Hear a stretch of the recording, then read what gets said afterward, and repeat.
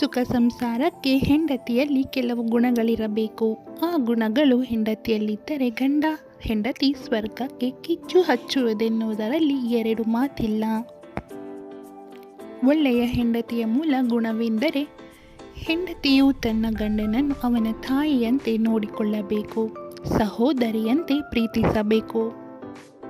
ಹಾಗಂತ ಹೆಂಡತಿಯ ಅರ್ಹತೆಯನ್ನು ನಿರ್ಧರಿಸುವ ಪುಸ್ತಕವಲ್ಲ, ಮದುವೆಯನ್ನು ವಿವರಿಸುವ ಪುಸ್ತಕವೂ ಅಲ್ಲ. ಆದರೆ ಈ ಪುಸ್ತಕದಲ್ಲಿ ಮದುವೆ ಮತ್ತು ಸಂಸಾರದ ಕುರಿತು ಸಾಕಷ್ಟು ವಿಚಾರಗಳಿವೆ.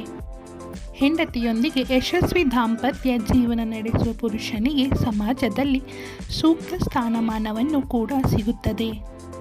ಮದುವೆಯಾಗುವ ಹುಡುಗಿ ಸುಂದರವಾಗಿಲ್ಲ ಎಂದರೂ ತೊಂದರೆ ಇಲ್ಲ, ಆದರೆ ಒಳ್ಳೆಯ ಕುಟುಂಬದಿಂದ ಬಂದಿರಬೇಕು. ಒಳ್ಳೆಯ ಮನೆತನದಿಂದ ಅಂದವಿಲ್ಲದ ಹುಡುಗಿ ಬಂದರೂ ಆರಾಮಾಗಿ ಮದುವೆಯಾಗಬಹುದು. ಕುಟುಂಬ ಹೊಂದುವ ಕುಟುಂಬದೊಂದಿಗೆ ಮಾತ್ರ ಸಂಬಂಧ ಬೆಳೆಸಬೇಕು. ಪತಿ ಪತ್ನಿಯರ ನಡುವಿನ ಪ್ರೀತಿಯೇ ಯಶಸ್ವಿ ದಾಂಪತ್ಯ ಜೀವನಕ್ಕೆ ಆಧಾರ.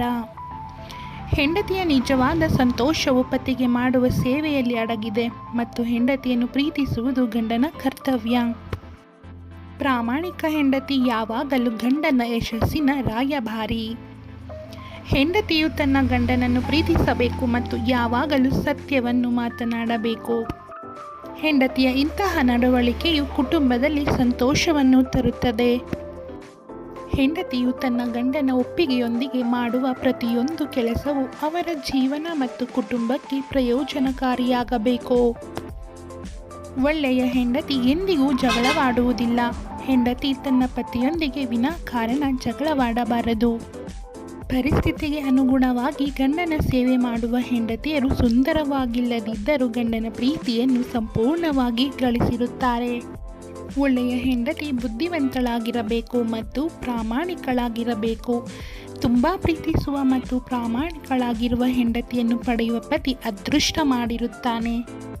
ಗಂಡನು ತನ್ನ ಹೆಂಡತಿಯನ್ನು ತಾಯಿಯಷ್ಟೇ ಪ್ರೀತಿಸಬೇಕು. ಹೆಂಡತಿಯ ಮೇಲೆ ಪರಿಶುದ್ಧ ಪ್ರೀತಿ ತೋರಬೇಕು. ಕೋಪ ಕಡಿಮೆಯಾದಷ್ಟು ಗಂಡ ಹೆಂಡತಿಯ ಜೊತೆ ಸುಖವಾಗಿರುತ್ತಾನೆ.